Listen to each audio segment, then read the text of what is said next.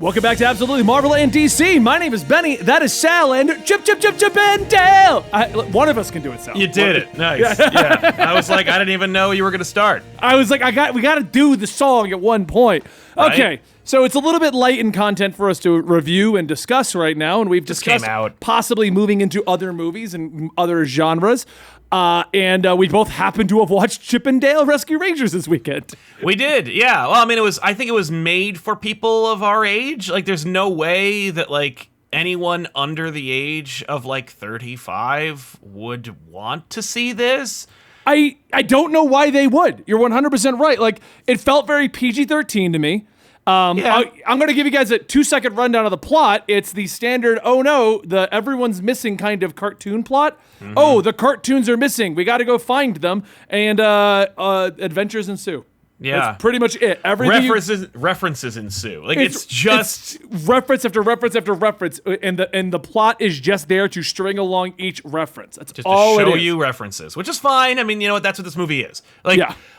No one was asking for a feature-length Chip and Dale Rescue Rangers adaptation. Like, I'm not like hey, like wrap up 1.5 Tailspin. reboot too. It's not even a real reboot of the original concept. It's not. No, it's a meta movie. I mean, I remember when the trailer dropped and they were like, "Here's this movie," and we were like, "Who is this for?" Like, yeah. This is a movie made by people in the industry about the industry through the lens of someone's like nostalgia trip, and I don't understand. And then they made the movie, and it's like, no, it's not. Actually, it's just an excuse to show references.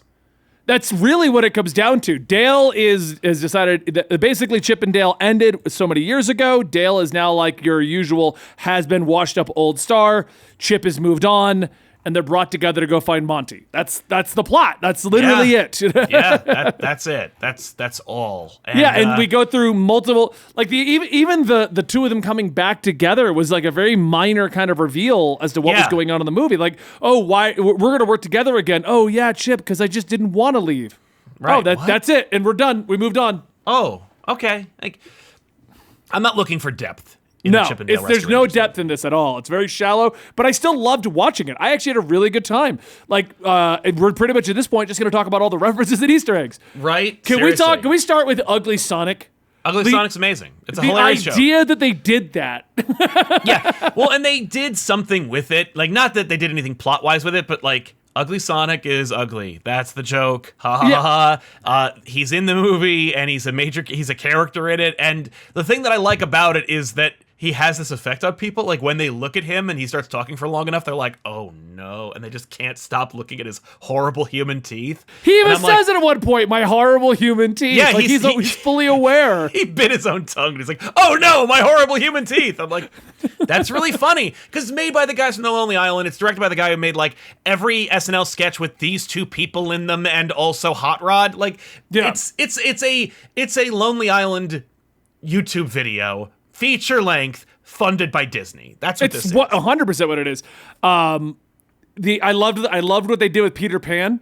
I was shocked. I was shocked that they used it. Like, I was shocked that they made it Peter Pan. I expected like a rip-off character or a parody or something, but instead they were like, no, Peter Pan grew up and he's like gross and he's played by Will Arnett. And I'm like, yep, okay. I mean, like, it's funny. I could imagine, because like this whole movie is just a bunch of boardroom scenes. It's a bunch of boardroom meetings where they're like, characters I can pants, characters I can make fun of, characters I can't. And I can imagine them going like, are there any plans for Peter Pan? And they're like, no. And they're like, thank you. And that's it. Like, I think that's why it was Peter Pan. I think it's because they went like, we have no plans for Peter Pan. We need a Disney character from an old Disney movie that you're not going to touch. Yes, or you don't plan on rebooting. And they're like, that one. There you go. I'm trying to think, like, there's just so much that comes at you like a freight train of references and callbacks. And well, they did that thing. They did the thing that you do with these kinds of movies where, like, we need an orgy of references and characters. Let's set it at Comic-Con, and we'll have them all show up at the Comic-Con. Let's just, I gotta admit, I didn't like this movie, but I will say, Kevin Smith did it first. In Jay and Silent Bob reboot, they created a Comic-Con. Wait, you didn't like Jay and Silent Bob, right? I love Jay and Silent Bob, but not that reboot. Okay, that's what I mean. Because we said I didn't like this movie, but I thought you were okay with Chip and Dale, though. I think I enjoyed Chip and Dale more than Jay and Silent Bob reboot by a lot. Okay. That's all I could say about those two movies. I will say, It's definitely a PG-13 attitude, though. Let's just say that right there. They're not aiming this for kids. No, but, because thematically and reference-wise, I don't see a kid who would enjoy this. Because it's like, you watch, Who Framed Roger Rabbit, and I know this is the comparison, because Roger Rabbit, we're calling it, Bad Roger Rabbit. And, right. Roger Rabbit, regardless of whether you like the direction, or you like the acting, or you like the concept, which are all brilliant, by the way, it is an achievement in animation and integration into and the technology used to make it happen. Roger Rabbit looks amazing today because of the work that went in last time. Whereas this is just a YouTube video made manifest. It is. One thing I got to applaud them for was merging so many animation styles and not making it feel weird. That's true. They did that. We literally had 3D Dale with 2D Chip, and at no point were you like, huh? Well, the 2D Chip is a problem for me because it's not really 2D. They use that, CG for 2D, and the mouths don't match, and I'm like, ugh. But when they're all interacting with each other, it's that's fine. When they're interacting with human beings or with real life, it's this doesn't look as good as a 35-year-old movie. Yeah. And that's fine. You know what? And again, I'm not holding Chip and Dale Rescue Rangers to the same standards and expectations as Roger Rabbit. But the comparisons are going to be made because it's a movie about cartoons being real and living in the industry. This is not a Rescue Rangers movie about the Rescue Rangers characters fighting Fat Cat or whoever. Which I'm so surprised is not what they did with these characters. I honestly, I think that maybe it was a testing ground. Maybe there was a conversation early on because here's the thing. These suits at these these major labels, they don't know who's going to hit and who's going to catch. They hear who is big or who's interesting, and they will come to you with really weird suggestions. And I can imagine Disney being going to the Lonely Island and going, hey, would you guys reboot Chip and Dale Rescue Rangers? Or would you guys reboot anything for the Disney afternoon? Or would you guys like to make a project for Disney, for Disney Plus? And they went, yeah. And they went, what do you like about Disney? What's an old property you love from Disney? And they were like, the Disney afternoon. And they were like, I don't know what that is because I'm 25 and I work for Disney. But tell me what that is. And then they pick a thing and then they make it about themselves. Right. I feel like that's the origin of this movie. I don't need to speculate about it. The reason to see the movie is for the references. Oh, it's just a fun reference. I enjoyed this the whole time. Yeah. I just enjoyed it. And we had Tigra, we had Randy Marsh, we had the Tigra being in the. I saw Randy Marsh in the bath. I was like, Randy Marsh? Randy Marsh is just chilling in there. But Tiger was a fun one because I was like, that can't be. I was like, that was the one thing where I was like, that can't be. That can't be Tigra from the horrible Avengers United They Stand cartoon show. It was. Oh, it is, and they're referencing it. There it is on She has Avengers Assemble hanging on the table. I was like, that's amazing. Really weird. Every reference, I was like, what? And that's the thing. The movie, I don't know if I enjoyed it in as much as I'm watching it and I'm like, huh? I'm having a fun time watching it. I don't know. The plot, couldn't care less. Didn't enjoy it. The plot was so basic. They made it even more basic and then referenced, really? That's what it is? I appreciate that. At least they pinned the tail on the donkey. I get that. The humans are doing their thing. They're not terribly good. Nobody in this movie is very good. John Mulaney clearly is like either in rehab at the time or is like so checked out. Really? Like, you think so? Yeah, like he played Spider-Ham in the Spider-Man Into the Spider-Verse movie, and he does a better performance than in this. Okay. Yeah, but I think this is more Chip was supposed to be like the straight edge, straight and narrow. I guess that's true. I don't know. That's the character he was going for this time. Because Chip's the one that gave up on all of this. Right. No, it's if you put Andy Samberg and John Mulaney as the leads for the Chip and Dale Rescue Rangers movie, like they're doing it as a joke. Yeah, like, you're expecting more. No. It's more like this is a joke, right? Like it's like when you think Dale, you're like, oh, Andy Samberg from the Lonely Island. You know, like, no, it's clearly just like these are the people who are working on the movie. And that's why that's where I want to really quick. I want to like talk about this. I'm glad this movie exists because it proved a point to me that I've been maintaining for years.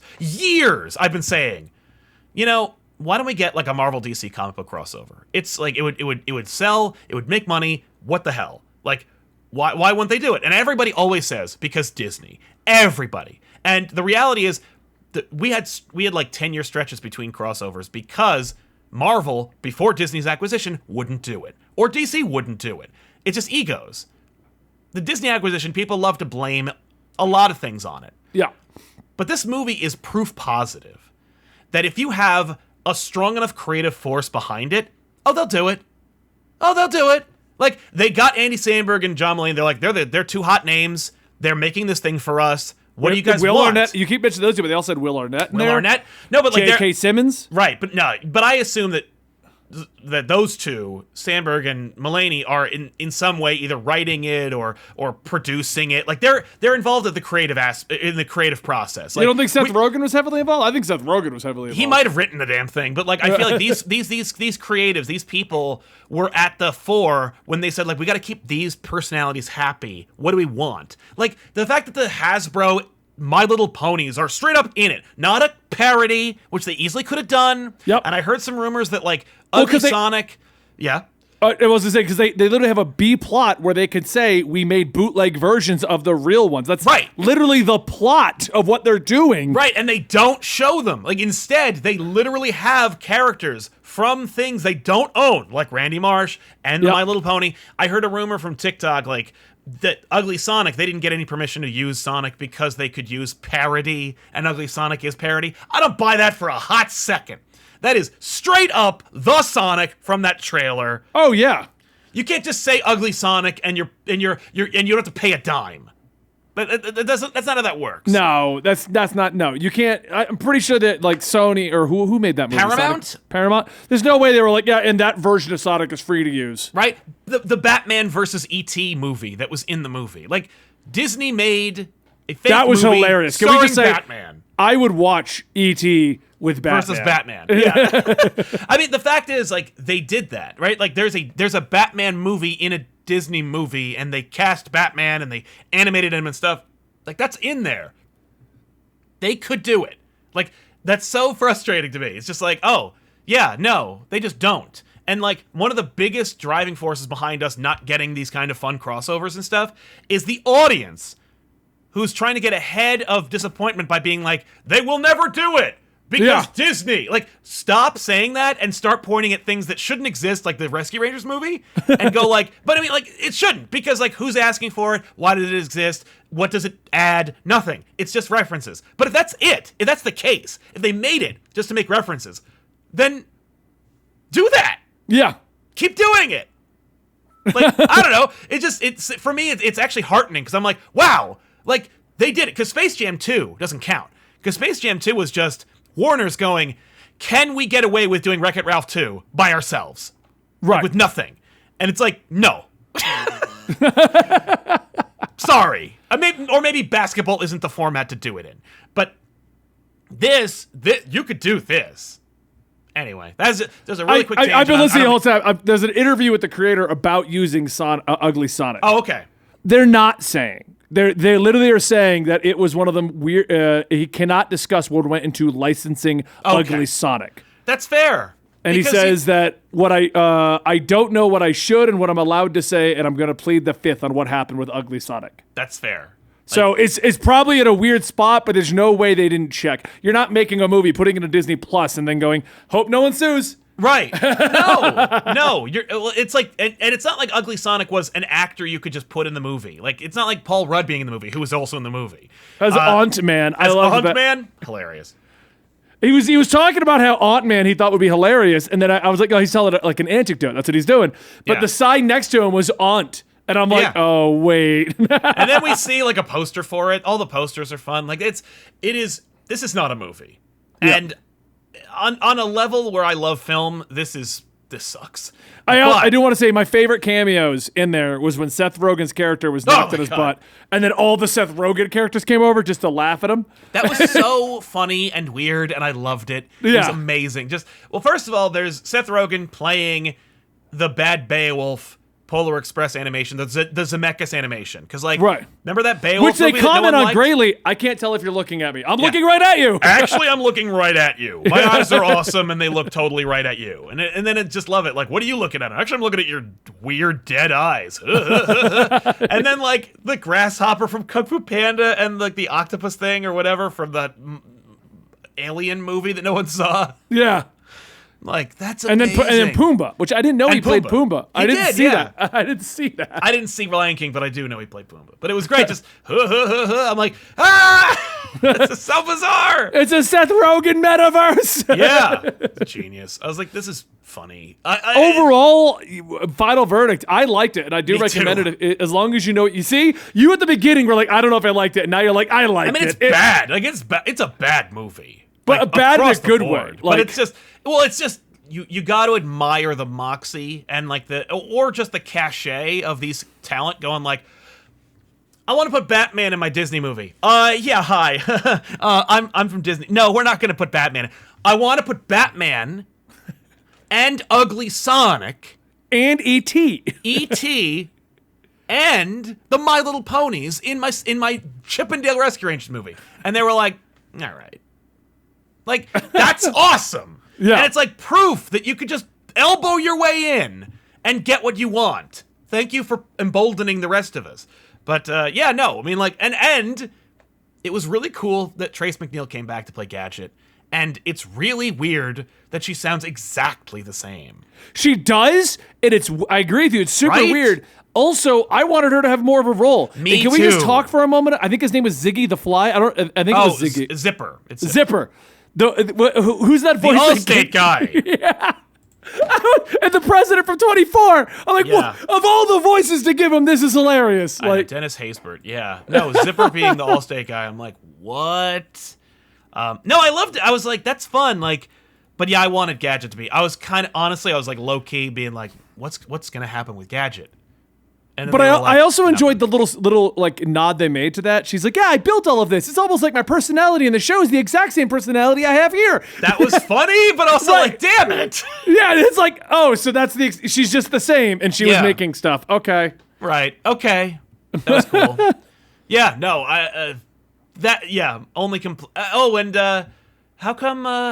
I think Jim Cummings used to play Monterey Jack, but like, how come he didn't play Monterey Jack in this one? Somebody else played him. Somebody important. Yeah, his voice Yeah, it was did sound Eric Bana. Eric Bana played him? Yeah, Eric Bana played Monterey Jack. The dude who was Nero in the Star Trek reboot and Hulk in Hulk. Yeah, I remember. I know who he is. Weird decision to have him play Monterey Jack. What? I liked the weird Dumbo bootleg they turned him into. That was funny. It's bizarre. That bootleg thing was creepy and weird. I was like, okay. So weird. It was a good subplot, though. I liked it. It was just a good reason. Yeah, I'm shocked there weren't any Muppets. They had like fake Muppets, but not the real Muppets. I was surprised we didn't get any Muppets. There must be some licensing. I mean, the whole movie must have been a licensing Well, nightmare. Disney owns it. Like, that's the thing, is where Disney, I'm like, oh, Disney can put anything But I they could want. just see the problem they were having just is across the board. Like, the lawyer's probably like, okay, so you want to use all of these. Yeah. I'll talk to you in a year. All right. Right, exactly. Exactly. No, it's true. So yeah, it was fun, and there were moments that I actually laughed at because the movie wanted me to laugh. Yeah. And the fact that it exists is proof that we can get things that I actually really, really want through the same means. And I'm like, so for that, I will give it a 10 out of 10. Like, good for you, movie. Way to go. I mean, I had to watch that and Batman Dark Knight Rises, and I'm definitely, was if I had to way pick more one of the fun. two, I would have picked Chip and Dale. It's more fun. I just had a lot more fun with this movie. right? I don't know. So, all right, well, we are absolutely Marvel and DC and sometimes other things. Thank you so much for watching us today, and we'll see you guys next time right here. Chip and Dale. Thank you.